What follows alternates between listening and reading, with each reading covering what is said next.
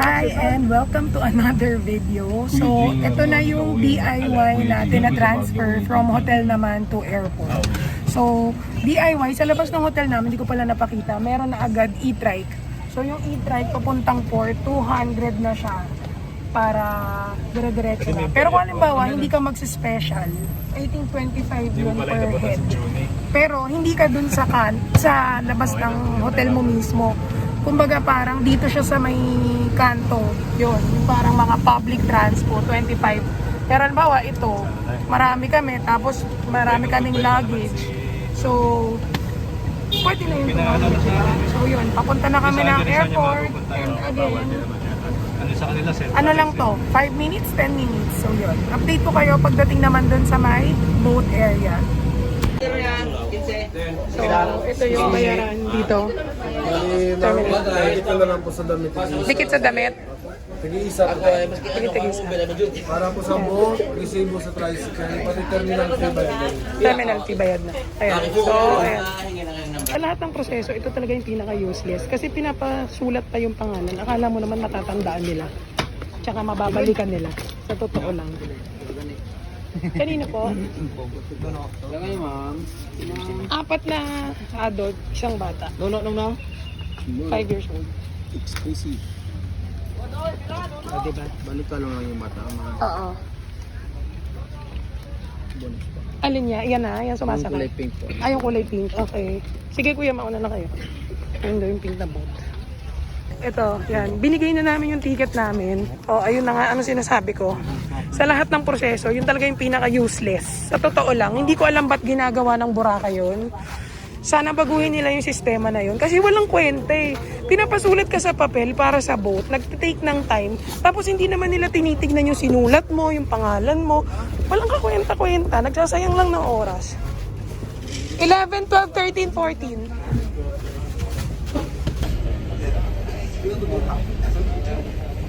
May sakit pa ang bata.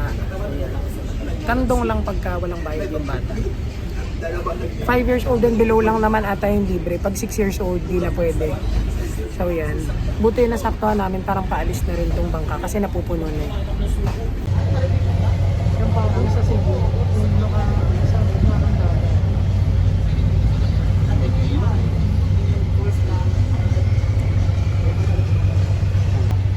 White sand pa din.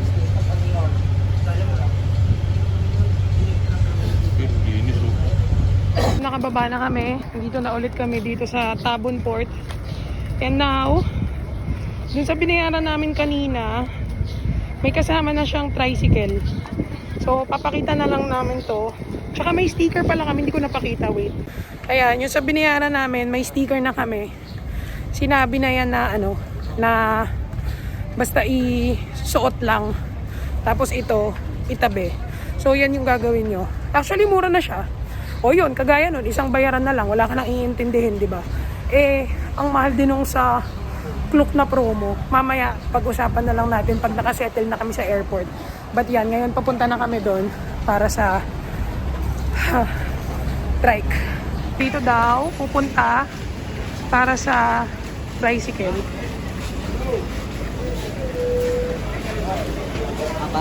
Apat, tsaka isang bata, ayun. Dalawang tricycle. Dalawa lang ako sa tricycle. Okay. Dito.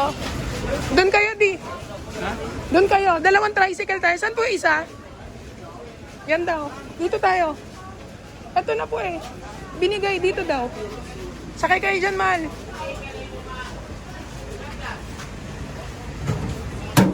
Okay.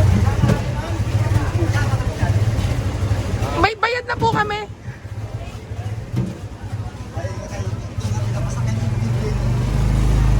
Ha? Ba't may bayad ba to? May bayad ko ba ito, kuya? Wala na. Ha? Kasama na. May ticket na. Bayad ko na yan. Iba yung tinuro kasi sabi ni kuya sa kanya daw. Hindi ko naman nakita. Hayaan mo na sila. Ba't magkakaiba ba kayo dito, kuya? Hindi po, isang grupo po yan. Kailan po namin yan. Okay.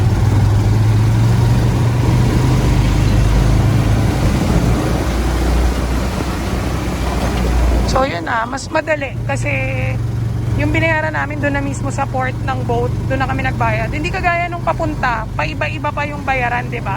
Ito isa lang. So, meron lang. Ito yung tricycle drop-off. Tapos yung sa mga van dito, para siguro hindi nagkakagulo. Tara. Ayan. Yung pauwi kami, lagi talaga na-experience ko haba ng pila. Ayan, ang haba na naman ng pila. Kaya let's go. Alam niyo, ito lang nakakainis dito sa Boracay Airport. Kasi Boracay siya, alam na puntahan siya ng turista. Pero hindi improve yung airport. Tingnan niyo naman kung gaano kaliit. Diyos ko, paano pa lalo pag pikto, wala na lalos maupuan yung mga tao, di ba? Parang dapat i-improve nila yun. Tignan nyo, dito sa Boracay Airport, laging nagkakagulo.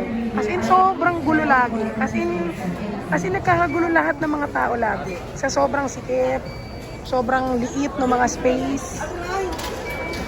Andito na kami sa airport, guys, finally. And yun nga, so yung DIY transfer namin is una 200 pesos from the hotel to the port. So yung 200 pesos na yon is exclusive sa amin yung tricycle. Pwede kayo na yung public pero 25 pesos lang. Kaso yun nga lang, mag-aantay kayo, hihinto-hinto sa ibang spots pag may pumara. So at least yung sa amin is kami lang yung nakasakay, tapos yung mga bagahe, yun. Mura na rin yung 200, diba? And then after nun, pagdating nyo dun sa boat transfer, 250 yung nakalagay, diba? Tapos discounted yung senior, 230 lang.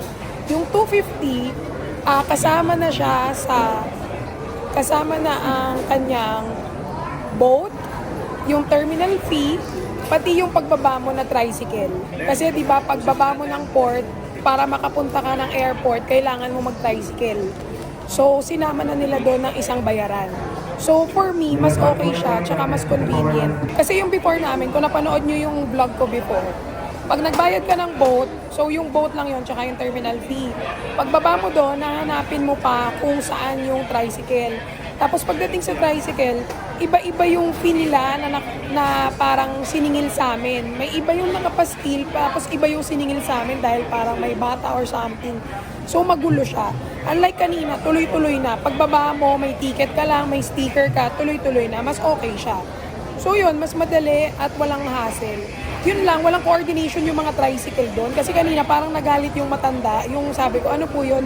Kasi sa kanya pala binigay yung ticket, siya pala yung dapat magdadrive. Yung nagbigay ng ticket, hindi niya naman nilinaw na dun sasakay. Basta tinuro niya lang. So ako naman, tinuro ko dun sa kasama namin na yung isang tricycle. So parang nainis yung matanda. But anyway, yun lang naman yung parang for improvement. Pero still, malaking pagbabago na versus nung last nga namin na parang ang gulo nung pag-DIY transfer. Ngayon, mas madali. So ang nagastos namin is 200 sa tricycle, 980 lahat na from port to airport. So that's 1180. Tama ba? 1180. Versus, ikaw ay magbubuk sa mga Klook, ganyan. Kasi nga, yung Klook, 550 per adult. So 4 adults kami. Tapos may bayad pa yung kid na nasa 298. So imagine, 550 times 4, 11, that's 22. Plus 298, so mga 25. Versus 1198, ang laki ng difference, di ba? Eh, hindi naman ganun kahirap mag-DIY transfer. So ako, lagi kong isasuggest, i-recommend na mag-DIY transfer na lang kayo. Kung marami kayong extra money to spare, then sige, mag-book kayo, pero same lang yung mga dadaanan nyo. Wala yung special way kasi dati, ang iniisip ko, pagka mag-book ka nung parang mga transfer na ganun, may special something na parang may iba kayong dadaanan, mas mabilis, pero same lang kayo ng dadaanan. As in, yung tricycle, siguro magbavan lang kayo. Magbo-boat din kayo, dadaan din kayo sa dagat, pero siguro mga speedboat. Tapos pagdating nyo, pwedeng hindi kayo magta-tricycle, magbavan, pero same way, ganun pa rin. So kung marami kayong pera, sige. Pero kung budget traveler kayo, like us, pwede na yung DIY. Hindi naman siya mahirap. So yun. So again, sana may natutunan kayo sa aking DIY transfer advice. And kung may tanong kayo, i-comment nyo lang sa baba. So, sana nakatulong ako. And kung nagustuhan nyo itong video na to, please don't forget to like. I'll see you again until the next one. Bye-bye!